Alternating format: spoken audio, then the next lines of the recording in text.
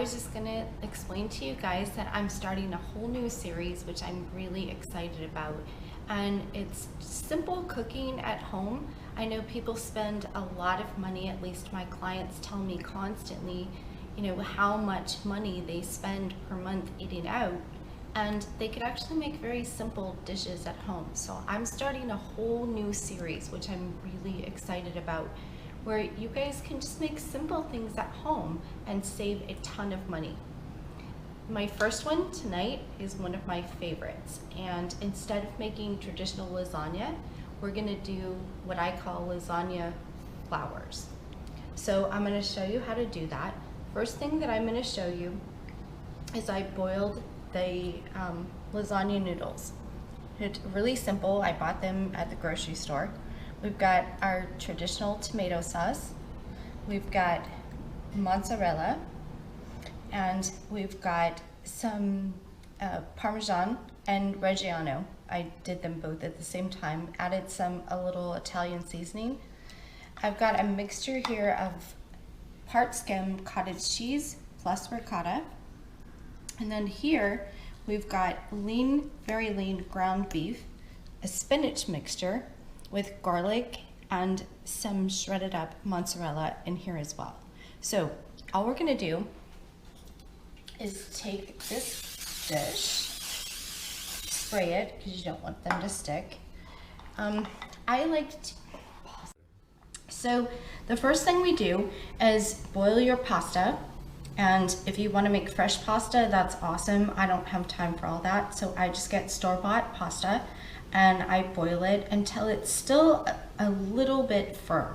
You know, you want it al dente. You don't want it totally cooked.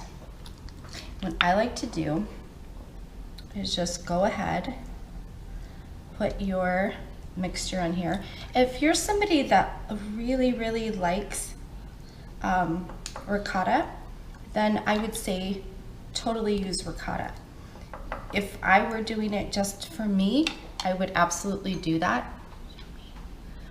But my family doesn't necessarily like just ricotta, so we're gonna improvise a little bit.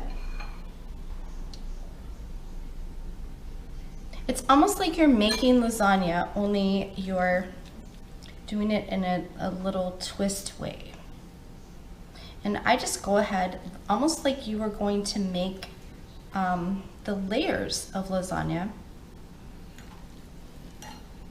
And I just used frozen spinach, by the way, in here.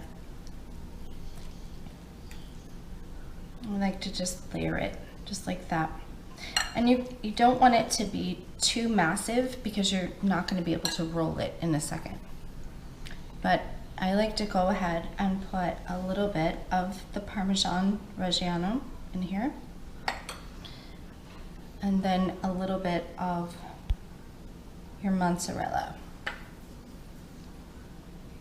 Very similar. And one of the things I didn't mention was I go ahead and season this meat with quite a bit of garlic and quite a bit of Italian seasoning. So it's already in there. Just roll it. It's gonna get a little messy for a moment. Just smush it.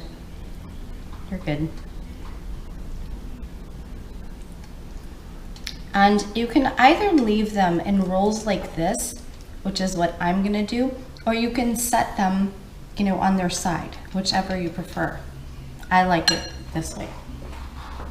It's just like you're having lasagna, only not. Then just go ahead and do your second one. And you're gonna do this the whole way through so that you end up having an entire casserole dish that's exactly the same thing.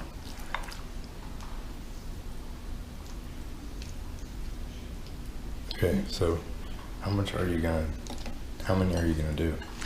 Just 2. Okay. Again, you're just layering this throughout the entire thing.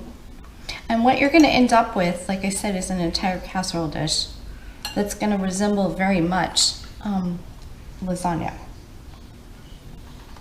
Delish, by the way. My son, who's taping this, I know is wanting to know how long this is going to take to cook, but he's going to have to wait a minute.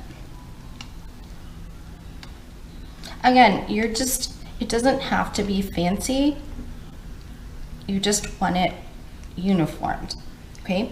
So when you're done, the entire dish, and I'll show you that in a second, is going to look like lasagna, which is awesome. And then I'm gonna show you in a couple more minutes after we cook it what it looks like when it's done. So, good.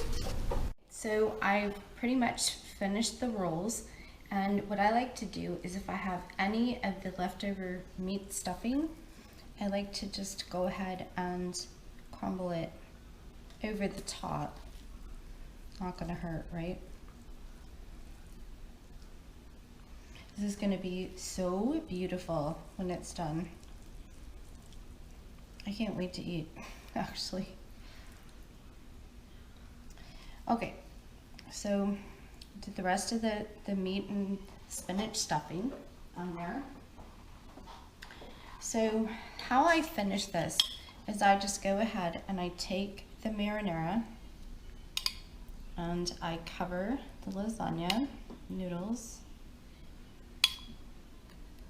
I mean, you want it to look pretty, but bottom line is once the cheese melts, it's gonna be beautiful anyway.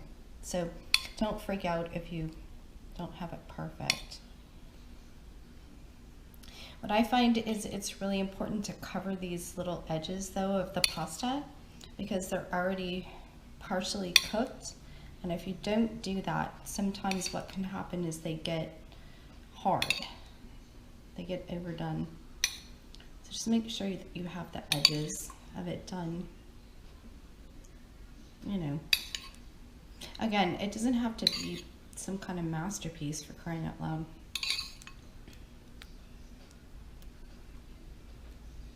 I love this meal, and so do my boys. Meaning my husband and my son. You can make as many as you want. I did